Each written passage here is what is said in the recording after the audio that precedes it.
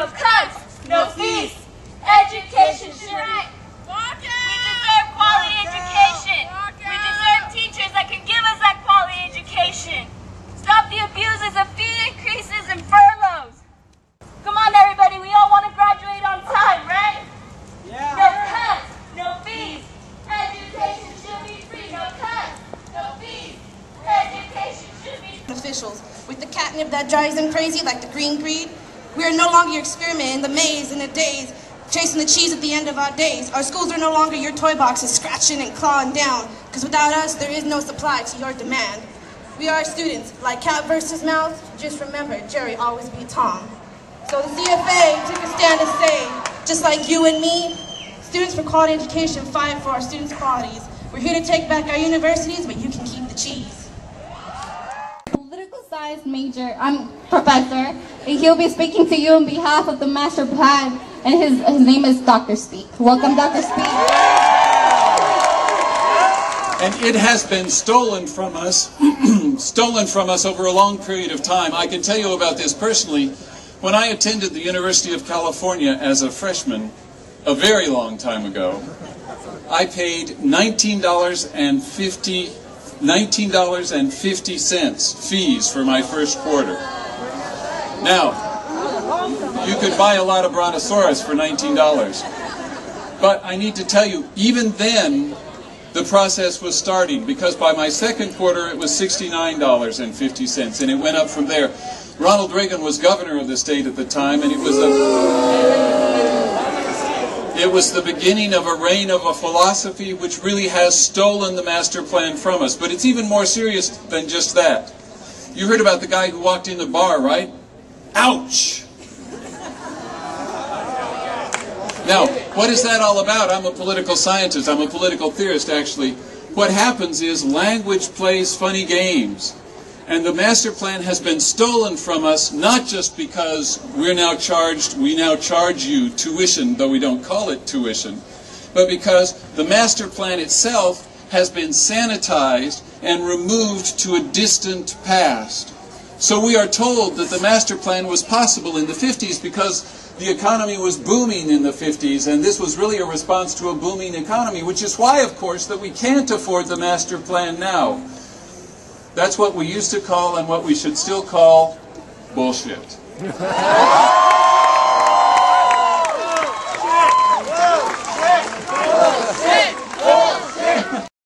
Whoops. The way in which the master plan has been stolen from us is not just a result of the fact that we've now lost the substance of it, but we've lost the vision of it, because it's been portrayed as something that is impossible now, that existed in a different time than our time. But I need to tell you that the master plan was a very sensible, humane, small-d democratic thing, not born of good times. It was born of crisis. The master plan is a direct result of what happens after every war. War is bad for all kinds of reasons, but one of the reasons war is bad is because after the war is over, you have a whole bunch of people who are trained to fight and not do much else. And all of a sudden, they're dumped onto the economy. And economies have a hard time dealing with this. The United States approached this problem after World War II in an incredibly forward-looking way. It was going to be a crisis, but they said, what we're going to do is we're going to take these folks and we're going to put them in education so that they don't spring on the economy right away. They'll filter into the economy more gradually, and when they do, they will be better trained and will have a better economy. The whole post-war boom was built on this deal that was made. But notice, we don't get the master plan handed back to us. The ordinary structure of politics, and I'm a political science major, the ordinary structure of politics is that small-d democratic things happen when small-d democratic forces take them in their own hands. That's why we're here. We are here because our strength is in numbers. And you can call it treason, but you see the truth seeping as we rise to reach achievements, while your lies will simply deepen. As towards the mean and knowledge, our society is weakened, because you're creating creatures that are unable to reason. You're dissing my intelligence, neglecting the present, so stop altering the past, projecting your false lessons. My history class is too biased and demented, and now my education is second up next to weapons. You're too arrogant to take any warning to the omens. Philosophers and prophets have already foretold it. It's like we're being punished and Congress wants atonement. I want a bright future, but can't afford the enrollment. The majority is trapped. That's right. Yo, check it.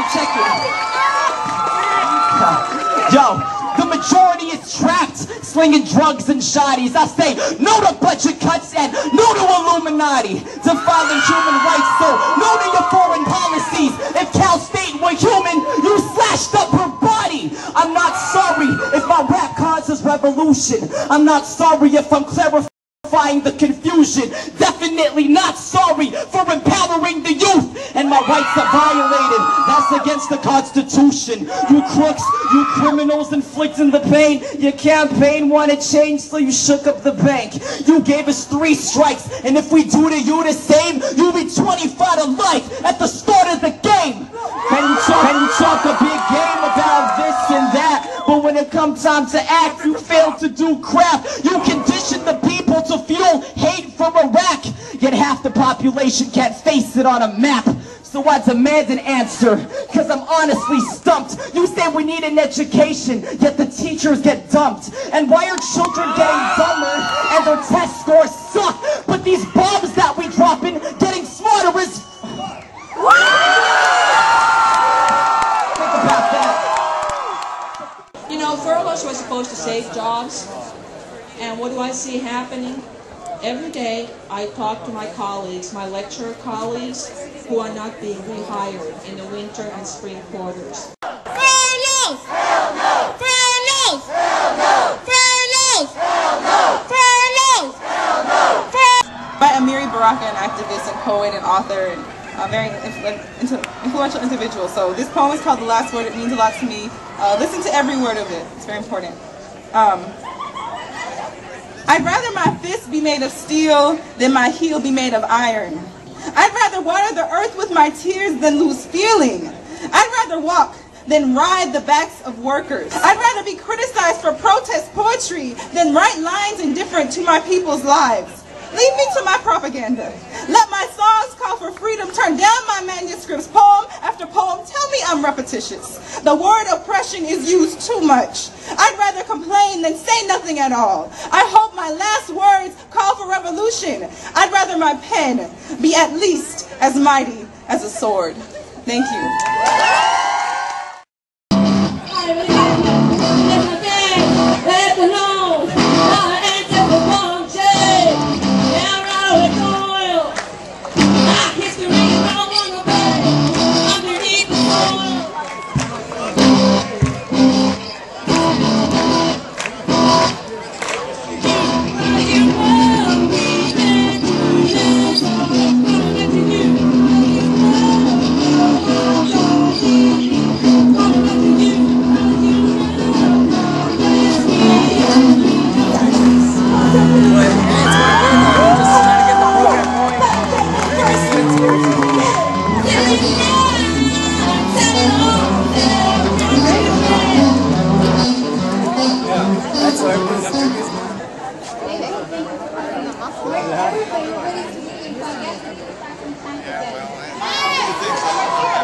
How many gigs does that hold?